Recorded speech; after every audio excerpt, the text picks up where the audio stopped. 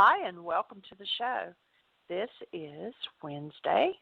It's Recovery Wednesday, June the 8th, 2016. Our call-in number is 646-200-4169. Press 1, and that puts you in queue to talk to us. And we would love to hear your comments and your questions because that makes this your show. And if Gail or Dr. Andraki or Terry or any of the ones that usually talk to us during Recovery Wednesday are on the switchboard, if you would press 1, that'll bring you to the top and I can turn you on. Welcome, Michael.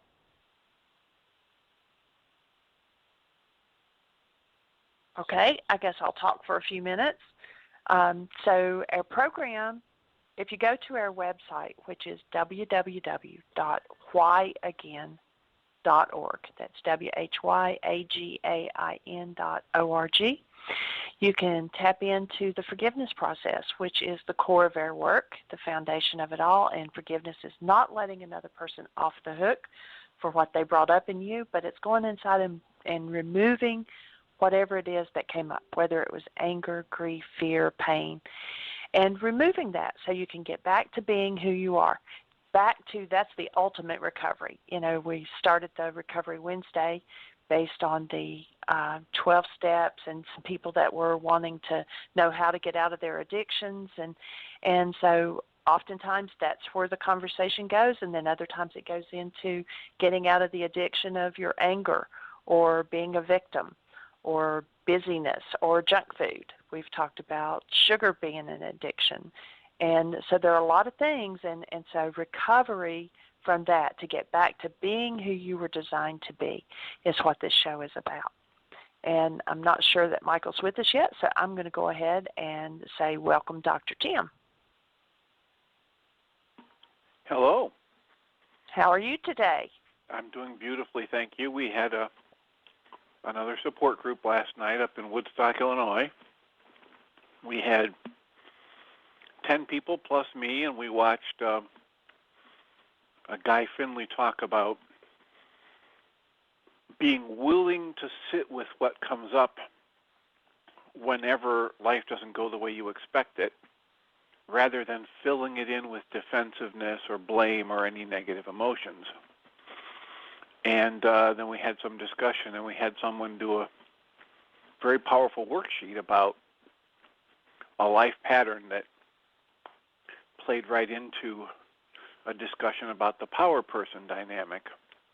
And it was a powerful worksheet. I think it was actually even more instructive for people around the group than it was the actual person who did the worksheet process. And that sometimes happens. It triggers so much, and sometimes other people in the group can see the issues more clearly because they're not in the middle of it.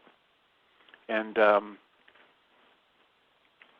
the power person dynamic is that when I have a time in my life where somebody has more power over me than I do, and they are not acting from a space of love, then I can develop this dynamic. And so then years later, I'm fully out of their influence and I'm on my own, living independently, but I'm still going to be driven by that dynamic, which says when I have a low-stress time in my life, I will be able to act the way I did when everything was going well with my power person and we were getting along just fine. But if my stress level goes up to a medium level, I'm going to drop into the behavior that I used to do when my power person did what I hated the most, to defend and resist and survive against whatever my power person did that I hated the most. And then if my stress level goes up to a high level, I kick into doing exactly what my power person did that I hated the most, and I will have every rationalization in the book and imaginable to do it and to justify my doing the very thing that when my power person did it, I absolutely hated it. Well, this woman did a worksheet, and she uncovered when she canceled her goal and asked to be shown what was going on in her that was creating her pain, she saw a dynamic from when she was 10 years old where her mother was doing the very thing she's doing today. And she hated it when her mother did it then, and she doesn't like it that she's doing it now, but she keeps doing it. So it was a powerful process. Again, my thanks to all the people who show up and attend these groups. They're, without exception, some of the most loving, intelligent, willing people I've ever met. Everybody's focused on doing their own work and at the same time focused on holding the space of love for everybody else in the room. And it makes possible a process that would be 1,000 times harder if I was trying to do it alone. So that's my offering for today. Wonderful group last night, loving people, powerful worksheet. Just very, very glad to be in this process. And you said that a lot of times the other people get more out of it or get it quicker than the person that's actually doing the worksheet. That is so true, because it's always easier to see the issue in someone else than it is to see it in ourselves. However, if we can get it and see how the other person works through it, then even if it's on an unconscious level, we'll get it and work through our own issues around it too. That's an awesome example. Welcome, Michael. Definitely. Well, thank you, dear heart. Welcome, everybody. Thank you, Dr. Tim, for that group last night and sharing the input. One of the things that I think really opens a space for everybody is just hearing, seeing what people are able to do with it, having the example of, you mean this is really possible? It's pretty powerful.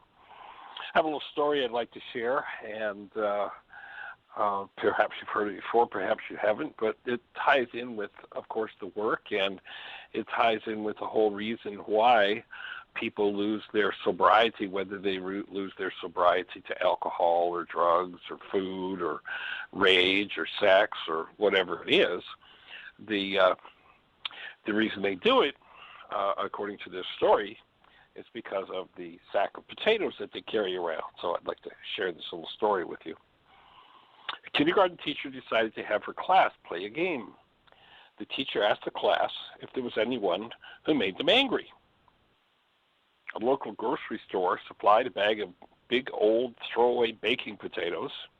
Each child had an old potato in a plastic bag for each person they held anger toward, and each potato was given the name of the person involved. Some had 2 potatoes, some had 3, and some had up to 5. The children were to carry the potatoes in the plastic bag wherever they went for 2 weeks. As the days passed, the children started to complain due to the unpleasant smell of the rotting potatoes. Those having 5 potatoes, of course, were tired out by having to carry the heaviest bags. The children were relieved when the game ended. The teacher asked, "How did you feel while you were carrying those potatoes with you?" The children let out their frustrations and started complaining the trouble they had to go through having to carry the heavy, smelly potatoes wherever they went. She explained, this is exactly what happens when you have anger inside your heart and point it at somebody. The smelly energy will contaminate your heart, in fact, contaminate your whole body as you carry it with you wherever you go. If you cannot tolerate the smell of rotten potatoes for just 2 weeks, can you imagine what it's like to have the energy of anger in your heart for a lifetime? This is the #1 cause of disease in the world, she explained. Moral of the story? Removing anger from your heart is called forgiveness. And, what drives people to drink? They say, it's that person, Harry, he drives me to drink. Mary, she drives. No. I love the idea from Course in Miracles. It says, it is not the world that makes peace impossible. It is the world you see.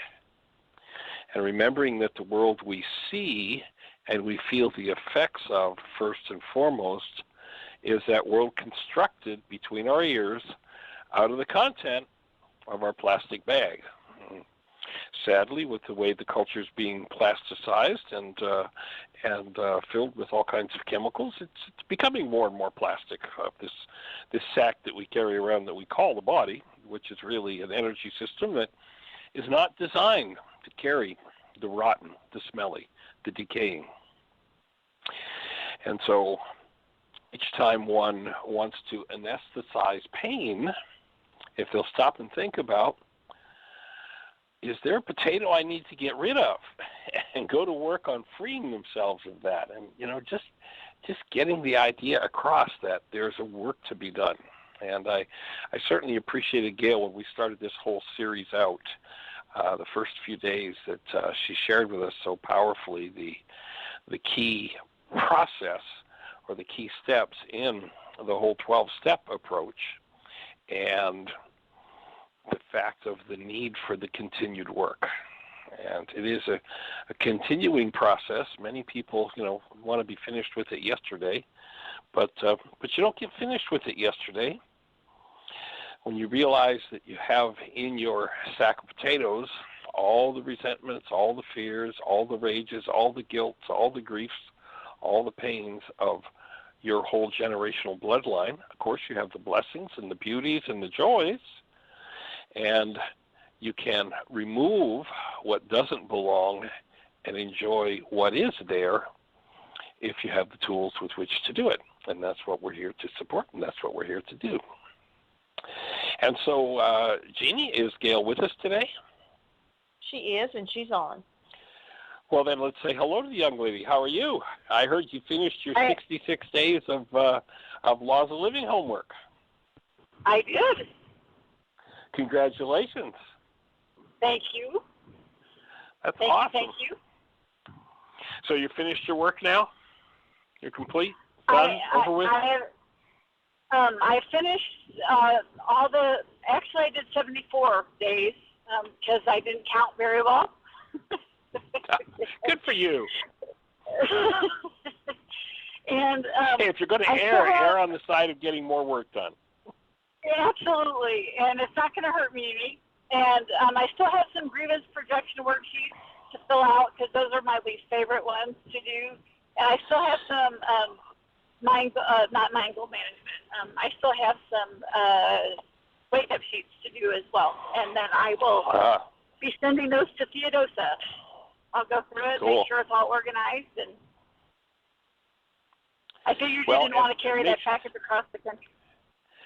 Yeah, make sure that you communicate with me before you send it, because it may have you send it here, and then we'll get it back to you before we leave if there's time, depending what how the days unfold. We have we have lots on our plate. Next Wednesday, Jeanie flies to Bristol, Tennessee, to get with family and do the family reunion. Then I'll fly up there for a week for the actual reunion, the July 4th weekend, and then we'll be back here and heading to Heartland. Awesome. Well, I like to. So, do you have anything on your mind to share with us today? Absolutely. One of the I love that story. That was a great story. And two places that I went to with that story was I went to a codependency outpatient treatment thing back in the 90s. My children were under 1 year old, and I went to this, and I think it was 6 weeks that we met twice a week for 2 hours, and then we did a weekend, and we just stayed up the whole weekend and did all these activities and had the batakas and beat things and did a lot of role playing in this codependency. And one of the activities that we did was the counselors would put a backpack on our backs and then put rocks in the backpack. And then would ask us periodically if it was too heavy for us and when did we want to let it go. And she ended up filling up the backpack with rocks for me, and then she was hanging on it. She was a really small person, and I didn't want to take it off. And she was saying that was guilt, shame, and remorse. That was the shame and the guilt that we felt that we are carrying around. And so I thought that was very apropos to learn that I wasn't willing to let go of that because I had a lot of that. So that was one direction that I wanted to go with the potatoes or carrying things around that are stinky and are weighing you down. The other process that we do in the 12-step modality is the inventory, and we look at our potatoes. And I have a lot more than 5, or I have had a lot more than 5 potatoes. But that's a great analogy. And what we do in the inventory process, which is our step 4, which is we made a fearless and moral inventory of ourselves, is that we look at our resentments and our fear, our sex conduct, and our harms done to others. And the resentments that we would do is that, the reason why I thought that I drank was because of other people's behavior. And what it talks about in the literature, it talks about we had to get down to causes and conditions. And another analogy is I take the poison and I want you to die. And now that I understand that we live with the chemistry of our own thinking, I go on to explain to people that I work with that, hey, your resentment is actually killing you, because you have a thought, then you have your feeling or emotion, and then you're living with the chemistry in your own body. And so going through and being able to turn that back around, especially in the resentment part of it, being able to list that person, being able to get out of your head what they did, and then also looking at what they affected in you. Did they affect your self-esteem, pride, emotional security, pocketbook ambition, personal relations, and sex relations? And then we go back and ask ourselves the question of where were we dishonest, frightened, inconsiderate, self-seeking, or self-searching? I think that's correct. Selfish or self-seeking. And then when we can answer those questions, then we could drill down into the part that we played in the different situations in every area of our life. And the common dynamic for me was that I had a lot of fear, and because I had a lot of fear, I couldn't tap into my true essence and be my true self. And so I wore a lot of masks in a lot of different situations. And then I was angry when people didn't like me. So that would be on my take on the story that you presented, and I think that is a perfect analogy. So in essence, what you're saying is you found that any potato would do. Yes, any potato would do. 47 times with 80 some odd people. Was that right? Yes. Or is it the other way around? The game. Yeah. So recognizing that, if it's in me, I can take it out on anybody, anytime. I really enjoyed the story that Shelley shared with the other day too, about the guy who's out meditating in the rowboat, and all of a sudden, he's deep in meditation, somebody bumps into him, and somebody bumps into him, and he's committed to finishing his meditation, somebody bumps into him. He's just finishing his meditation in rage, and boy, is he going to blast them when he comes out of his meditation. And he opens his eyes, ready for a blast, and the boat that's bumping him is empty. It's like any object of attention will do. And we try to put substance. Try to put substance behind it, that it's about somebody else. But recovery really means that if it's happening inside of us, what it's doing is it's covering up who we are and the truth of the being that we are. And many of those potatoes we acquire early in childhood, ideas from the people around us, from empowered person, as Dr. Tim shared a few minutes ago with that lady, and something she took on at 10 and still running her life. And it's when you really start to look at it from a distance, when you can become the thinker apart from the thought, the feeler apart from the feelings, and the actor apart from the actions, the whole game begins to change. And it's pretty exciting to watch people who've suffered over many things that never happened, and or suffered over many things that did happen where they weren't required to suffer, but imposed it on themselves. Recovery is really powerful. It is true. It is true. I wanted to share 2 other things with you real quick, if you don't mind. Please do. Yes. Last Tuesday, I was driving home from Minnesota, and as Tim said last week on the show, I think last Thursday when he got on, that I dropped by to participate in his group. But before I found him, I had to get the address from somebody else that participates in the group, but she wasn't going to be there. And I ended up driving through a little town close to Woodstock, and I know a person that I went to high school that lives in this little town, and I owe this particular individual amends. And so I say to myself, if I pass by his bowling alley, because him and his wife just purchased a bowling alley, I'm going to go in there and make amends.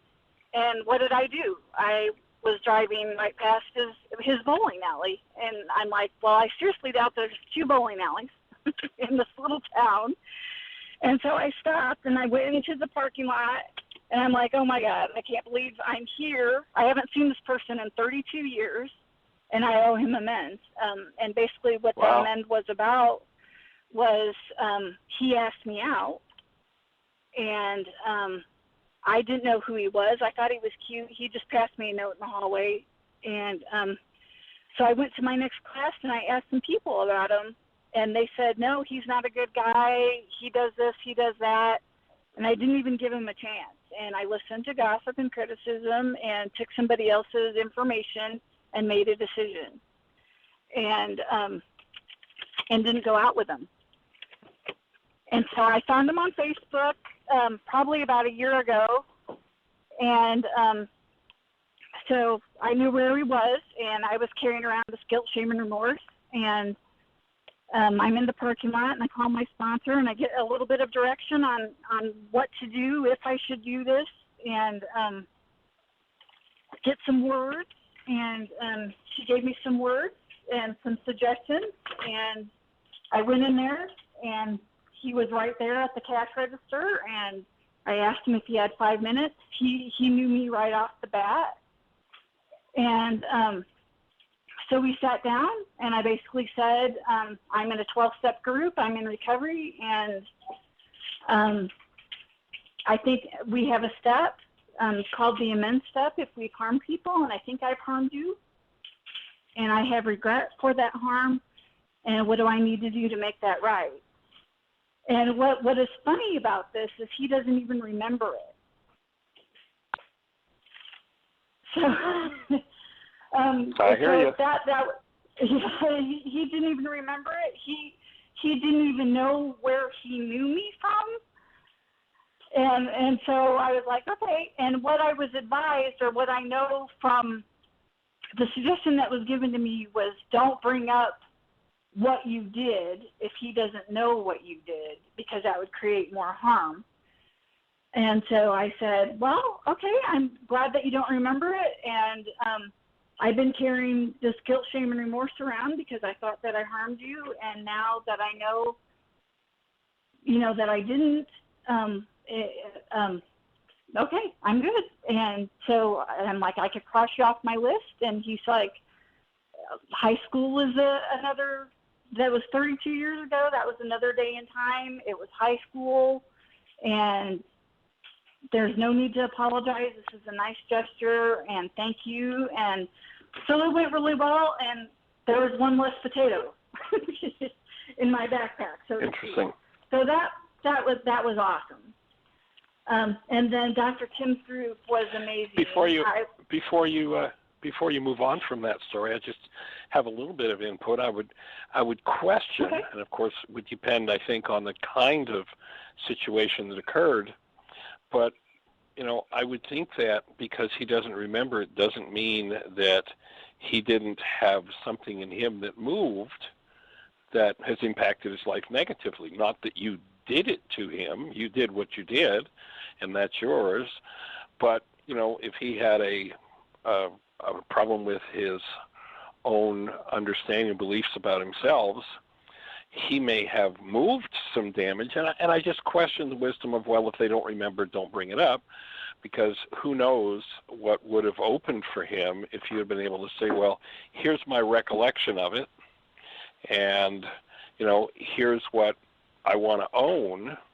And if it did, now that you know what it is, if you recall after 30 years what that was, you may have just opened the space for him to do a big piece of work and be supported in it. So I just invite you, I'd And I'm open to feedback on it. I understand the 12-step has an approach that comes from a lot of years of experience with a lot of people, but that would kind of be my thought. I would think it could open a very powerful space, as long as it wasn't something that would really truly do more damage, but that you could be the space if that brought up self-deprecation in him or reinforced self-deprecation to open the space for that healing. So that would be my thought. I don't know, maybe Dr. Tim would have a thought on it, whether he'd see a reason to not bring it up or to bring it to attention. Tim, do you have any thoughts? Well, at this point I feel the need to clarify, but go ahead, Tim, and I'll clarify after Tim's done. Okay. Well, my input would be that I would need to ask questions to clarify what was the reasoning behind your sponsor's statement and what's going on for you. I wouldn't weigh in until I had a chance to question that. So go ahead and absolutely understood. My clarification would be, instead of going in and saying, "Hey, when you asked me out in 1983, I went straight to my next class and asked people about you, and that's why I turned you down." So I needed to keep that out of that,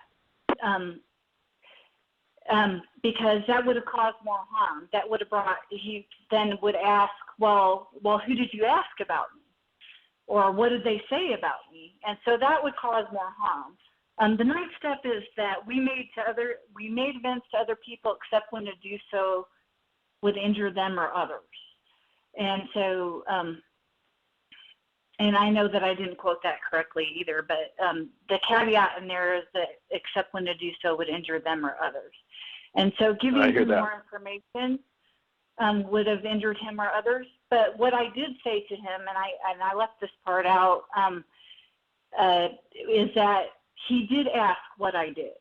And I said, well, you had asked me out, and because of my own fear and insecurities, I said no. And so I wanted to make sure that, if that created harm in you, that I was, given the opportunity to make it right. So does that clarify it a little bit? Yes, very well. Okay. And apologies for lack of clarity. No, you were pretty clear. It's just more information. Understood. Any thoughts for you, Tim, before we hear what the other point was she was going to make? Well, I suppose my thought is that if there's an understanding at deeper levels of how I'm really the one creating pain in me, if there's a fundamental understanding of the nature of this work or Guy Finley's Wisdom School or Krishnamurti's work that says I'm really the author of my own pain, then I don't need to be so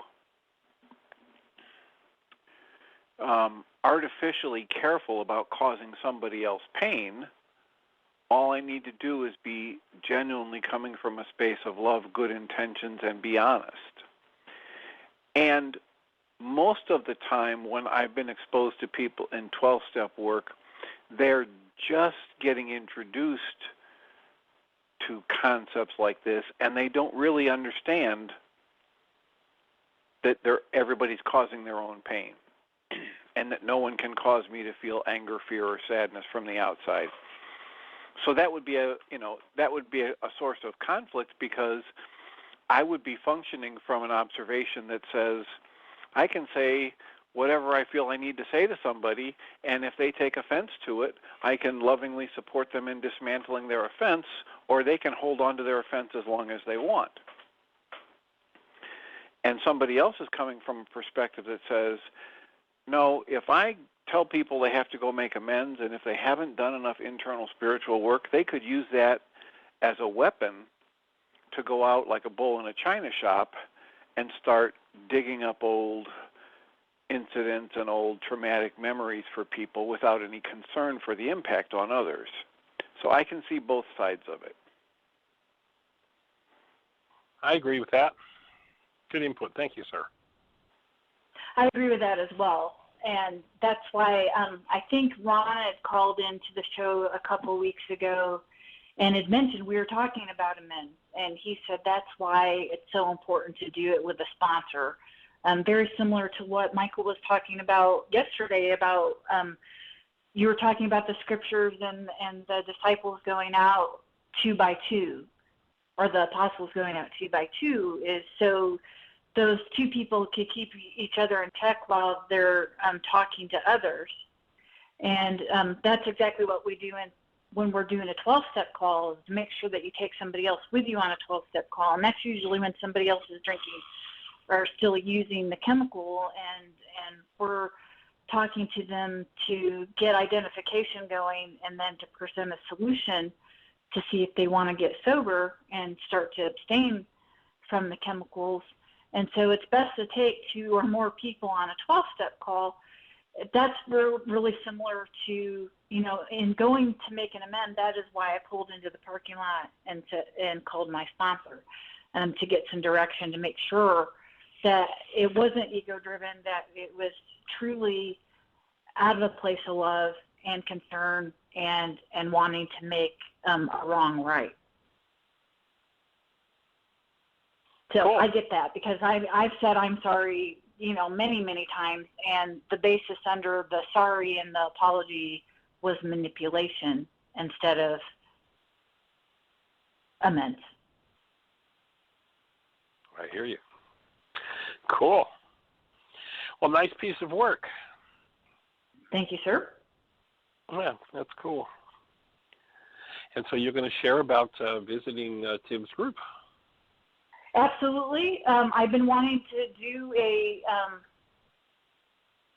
a road trip and head up there, and I had an excuse on the way back to stop in. It was perfect timing, and I really enjoyed it. I want to do a MindShifters group of my own, and so I most definitely wanted to see what Tim was doing, and I think he's the closest one around me to visit, and it was very powerful. I enjoyed the venue. I enjoyed the people, and it was very neat to be around people that were veteran wake-up sheet doers, and we were just going through it, and I did a wake-up sheet that was very similar to the person that was doing one, and same kind of situation, and what came up for me was the power person dynamic, and it was pretty cool.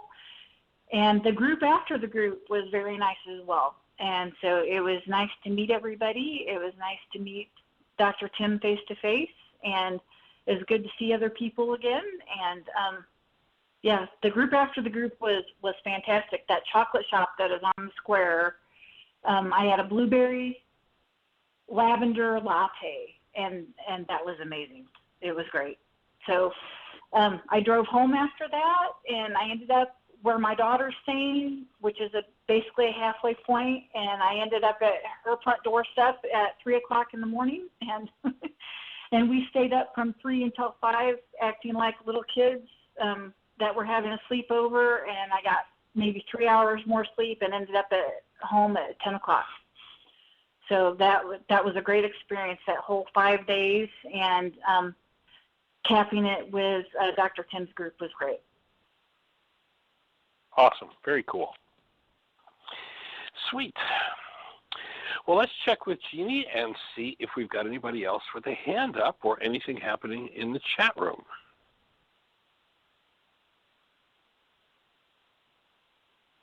Jeanie? Mute challenged.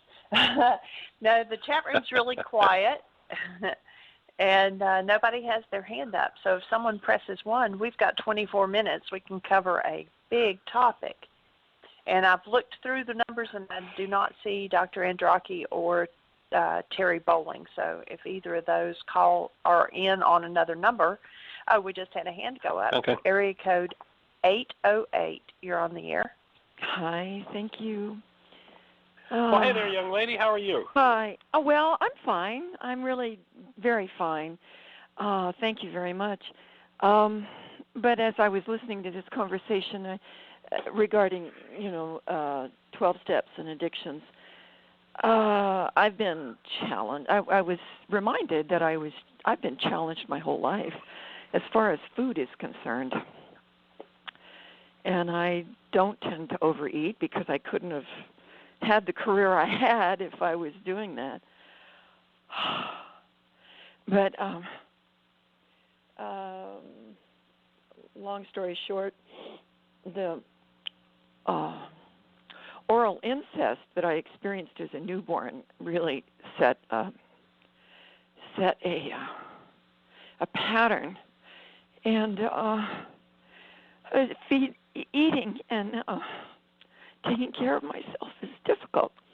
I did a couple of months ago. I did a shamanic journey on that experience, and actually reconnected with the exile, what they call exile, the baby that has really not been integrated into my system all these years until 2 months ago. So that was a profound experience of healing.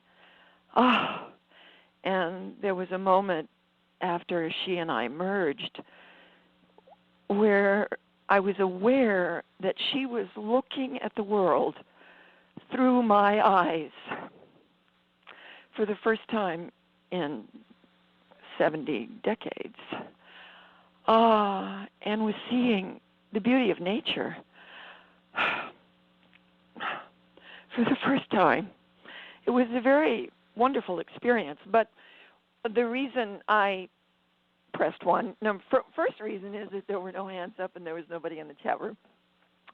But the second reason is that I still have to deal with my conditioning, which was caused by that event. But I'm still, like yesterday, I was downtown looking for somewhere that could make me a green smoothie and found it not, and ended up having a gluten-free brownie. Oh, God. And it had sugar in it. Now, and that's quite a difference. Yeah, a big difference. And that, the fact that it's such a big difference shows that I live on the edge. I live on the edge of taking care of myself in such a way that I can promote my healing, or falling. There's a bottle of vodka underneath the counter, and there are times when I'm, I think of myself as a Russian. I watch all these movies, War and Peace, and I love these Russian movies. And I think of myself as a Russian and take a shot, But I haven't done that in 3 months. But yeah, there are moments when I don't take care of myself, and it's challenging because the programming in the world. I mean, it seems normal that some people drink and people eat sugar, and Gail was just saying how wonderful her drink was in the after being with Dr. Tim's group, and but I have to grab myself like a kitten by the back of the neck and just pull myself up out of the normal, ordinary world, because what I've noticed is that as I age, I think young people have young people's bodies have it's like a cushion, and as we get older, that cushion gets used up, and then I feel the impact of the sugar or the alcohol immediately, and so I don't have the luxury that I had when I was young. So well, certainly the ability to handle an offending energy deteriorates, but first of all, it doesn't have anything to do with age. It has to do with the toxic load that the system holds from engaging in toxic energy. Yes. So, it isn't about time. It's about what we're already carrying, and you put another pack on it. I'd invite you to maybe shift your thinking about yourself living on the edge there, and recognize that having a brownie doesn't mean you're living on the edge. Having a brownie just means you had a brownie. Now, if you went to the store and you stuffed yourself with 10 of them, you really got a problem. But to have a brownie or a fancy drink that does have some sugar in it on occasion, I don't think is a big deal. My other thought would be, why don't you get rid of the bottle of vodka? That one will never serve you. And you could say to yourself, I recognize there are times when I've reflected an allergy to alcohol or a tendency toward overuse. So what I'm going to do is I'm just going to leave that one out of my life, period. It will never benefit you to put alcohol in your body. Yeah.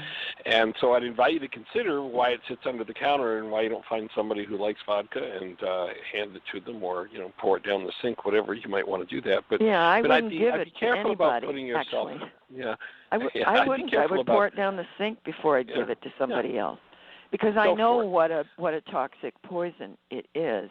And right now, especially since I've been doing this healing regime I damaged my liver and my gallbladder and dislocated my stomach 5.5 years ago. And no regular doctors could find it or figure it out, and I finally just accepted that I had damage to my intercostals between the ribs. But I saw this Chinese acupuncture medical man about 3 months ago, and in the very first session, he went right to that damage, and he was touching the edge of my liver, and I started jumping because I could feel the pain. So he went right to it. This morning I've been on this regime with him, which is very, very delicate. So that's why I felt sad about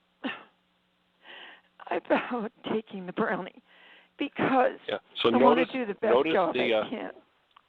Yeah. Notice the denial there. Yes. Yeah. You about catch the brownie. Denial? Yeah, you're not sad about the brownie. You're sad because there's sadness in there that you like to keep and you don't want to let go of. Your identity, your non-being self's made up of it. So, gee, if I let this go, who would I be without it? And maybe you could just see who you'd be without it and just let it go. Yeah. So that might be a good know that topic. the lung condition. I have a lung condition that's been there since 1980. It's called MAC. Mycobacterial avium complex. It's a bacteria called avium, and it's a sister to tuberculosis, but it's not infectious, thank God. But I've been aware that for years that it's grief and sadness that causes problems with the lungs. So for a long time, I was really intently focusing on that and working on healing that. And I was just in the last few days I've been thinking, well, I'm not really focusing on my grief, and I appreciate the fact that the grief is coming up now, but the trigger was the brownie. Yeah, that's just a trigger, and it's good to recognize the difference between, I see that my behavior there brought sadness up for me, as opposed to I was sad about eating the brownie, because when I speak responsibly, I come out of denial, and coming out of denial is one of the most powerful things I could possibly do, because what I'm in denial over, I can't even see, I can't access. Doesn't matter how deeply I say, I want to access this one. If I'm in denial about it, it's not mine to change. Right. I can ask God, take this away from me. God can't take away what you're not willing to allow to surface and let go of. Exactly. So it's just the subtle stuff of what we do with language and moving through the layers. So that's awesome. When you're healing a wound and it starts to itch? Yes. Like sunburn or something? I was meditating this morning and I was feeling itchiness in my liver. So I'm pleased that that it is healing. I know it's healing. Yeah.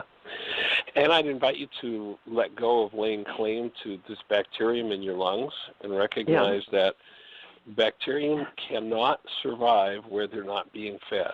And if you allow a full flow of energy through your lungs, no bacterium can stay. Your body will automatically throw it off. There's actually, we recently saw let's see, what was the name of it? One of the new films out about the X-Men film. And it was a pretty cool scene that, from one perspective, it looked kind of gross, but it was for me, to use it as a visualization. And, all these different people have different powers. And this one guy gets shot, bullets enter his body. And with the special effects, they actually show the wound, and then they show his body just pushing the bullet out and healing. It's like, good visual. Take that energy that's like a bullet, whether it's a bacteria, virus, a thought, whatever it is, and visualize yourself being able to be empowered to literally blow it off, to move it out of, whether it's the lung, the liver, whatever. It was a cool visual to just have that, see this, pretty magical. If you didn't know about special effects, you go, wow, that's pretty cool. And so just it was a good visual. But the Aborigines in Australia can do that. Yeah. You can break a leg and then they can fix it right away, immediately. It's not. At least they could in the old days. Yeah. It's not the Aboriginals. It's you and I. Oh yeah. Well, we are Aboriginals. When we get down to the truth of it, we're all Aboriginals. Yeah. And we can all went do that. to my and I love the image. Thank you for that. The pranayama class yesterday, there's something really interesting about it, is that when you, when you're doing pranayama, you're doing locks. You're doing a Muladhara lock, and along with the breathing, of course. Muladhara and chin lock and tongue locks. And then there's another one, which is you suck the diaphragm up and in when the breath is out, and it puts the lungs far higher up in the chest cavity to where they were before you as a baby was born. And in that state, the cells of the lungs remember the sense of well-being and protection and bliss that they were in the womb. And that can facilitate the healing the scar tissue in the lungs too. Absolutely. Unless we decide we want to hang out with the offending energy, and we can get rid of it, and then we can bring it back again too if we choose to. So just a matter of ending the habits and the identification with the traumatic aspect, and that's just the non-being mind, to allow being to come in and bring that safety and that support and that nurturing energy, and to allow that to stay rather than allowing carbon-based memory to come up with another story, another way. One of the steps on the new 7-step worksheet is I'm going to cancel my need to make up another story out of this and tell the story again. It's like it's time to get finished with the stories about the offending energy, because every time we go there, we just put more offense in and make it easier to stay hanging out there. Time to shift out of that and move on to aliveness and being. So, one of the I think probably the main thing that I learned for the 2.5 years I was in India was how to manage my mind. And the first time I called into the radio program, I had been I was experiencing an upset after having taken care of a 15-year-old. I keep forgetting the name of the thing. Shared that. Yeah, and I did the worksheet and I felt cleared. But then I noticed that when I thought about it sometime later, the same identical upset came up. And that's because, and I realized that it was because I went there again with my mind. And we can choose where to go with our minds. we're not driven by our minds. We drive our minds. That's the idea. Yeah, exactly. And where That's we go the with whole our idea of the mind work. is going to determine aspects of the experience that we're having. So, and also, also, it can be a reflection of the fact that there are deeper layers to that particular process. Yes, when they said to Yeshua, how many times do we need to forgive? Is 7 times enough? 7 times 7. In Aramaic, Yeshua's answer was 77 times 7. So sometimes it can be the old habit, time to let go of the old habit, but it can also be that there's another layer of that to surface, and if there is, soften, open, breathe, and let it go and move forward in love. That's Thank you. The whole thing. Thank you very much. And all right, the pranayama teacher, one more thing I want to say, the pranayama teacher was using the word so soft. He was trying to tell us to relax the body, and he was saying so soft. And I love that because, and you use the word soften on the worksheets as well, but to say so soft to your body, that's it. Let it open. Soften. That's it. Yay. Soften. Yay. Cool. Okay, thank you. All right. Well, you have a blessed day in Hawaii. Oh, we will. Always do. All right. Okay, take care. Blessings. Aloha. Bye-bye. Aloha. So, Jeanie, anybody else with a hand up? Anything happening in the chat room? No, chat room's quiet, and there's no other hand up. Okay. We've got 7 minutes. So if somebody presses Well, one, you're on. I've got a question texted by Dr. Phil. And with the conversation that we had yesterday, he was asking about this law, how the law of resonance, what that would do, what happens when you enter the forgiveness process, when you collapse the goal, what happens in carbon-based memory, and what does that trigger in you, and how does it work when you're living as active, present love?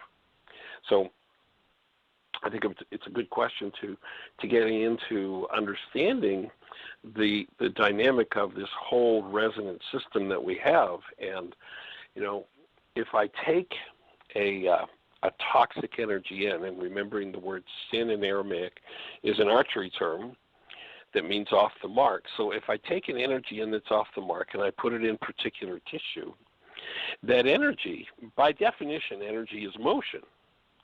And so if it stopped moving, it wouldn't be energy anymore. So once it's in there, it's in motion and setting up subtle frequencies within the whole structure.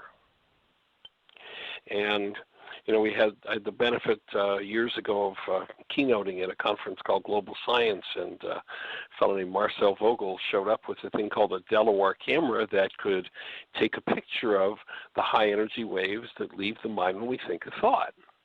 So not only is that wave measurable as it leaves our structure, our energy field, but it impacts every cell within the structure as it moves within us. So when you have something that's off the mark, somebody in the world responds to that resonant field that you're sending out, that creative wave, that high energy wave that leaves the mind when we hold that thought or that energy. When somebody shows up and does a behavior, their energy fields attuned to, drawn to us by what we're holding, resonate in us, that which, if we're in denial of it, we make pictures of it. We literally turn that energy in us. We have a digital to analog converter. We turn that energy into a picture of them. When I say you made me mad, if mad is moving in me and I say you made me, I'm in denial of the fact that there's mad energy in me, and I dissociate from that. Now I create a picture of you, and my mad is attached to you, and I think you're the cause of what's resonating in my cells, which is absolutely ludicrous, of course, but that's the way most of the world believes it works. So when I look at the fact that I'm holding that you made me mad, I have to go to the next step of recognizing, if I want to clean it up, of recognizing that the reason I think you made me mad, the reason I'm able to somehow in my mind logically project that into my brain's image of you, is I have a goal for you that you didn't achieve for me. I wanted you to do whatever it is, thus and so. And that goal is what recruited from within my cells that energy of mad that I used to build a picture, that I used to construct. Perception is a construct in the mind. We're not looking out through our eyes at what's actually out there. We're looking at paintings on the inside of our eyeballs, painted by the energy that moves in us. So the core of the forgiveness process in this genius mind, Yeshua, 2,000 years ago, that understood this well enough to teach it to us, the Greeks disappeared it, but fortunately we've been able to recover it. The core of the forgiveness process is that I cancel that goal for you to do whatever it was that you refused to do for me.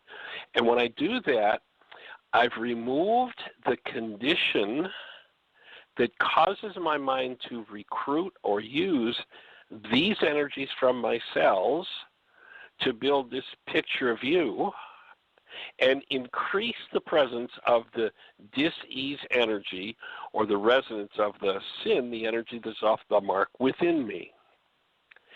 When I collapse that by letting go of the goal, and you can kind of visualize with me that this whole structure in my mind collapses in on itself. When it collapses in on itself, I now have access to that energy hidden within my own cell. In the presence of active love, and that's why in step 4 of the worksheet, you go into bringing forward conscious, active, present love. And it's a practice. And as you practice bringing forward conscious, active, present love, that which is unlike love dissolves in front of it more and more quickly as you become more proficient at holding to that space. So when I cancel the goal, this thing collapses. I have access to what otherwise I've dissociated from.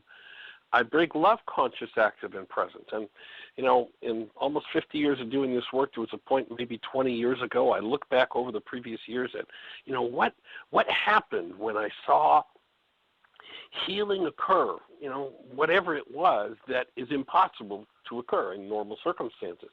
That relationship that was unresolved that all of a sudden became wonderful again, that financial situation, that horrible disease that just disappeared.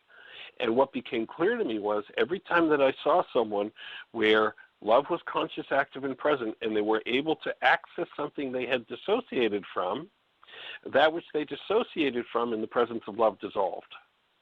It cannot stay in an integrated state if it's not based in love. You can hold it apart in you, and by holding it apart, it can appear to have substance. But in the presence of active love, it has no substance. It just dissolves. The trick is accessing it, and it's the canceling of the goal that empowers you to do that. Once done, and that energy is transmuted or dissolved, canceling of the goal that empowers you to do that. Once done, and that energy is transmuted or dissolved, then that resonance is no longer present within the cell. I'm no longer sending that message out to the world to keep me in this state of function, and I'm able to start sending out a different message.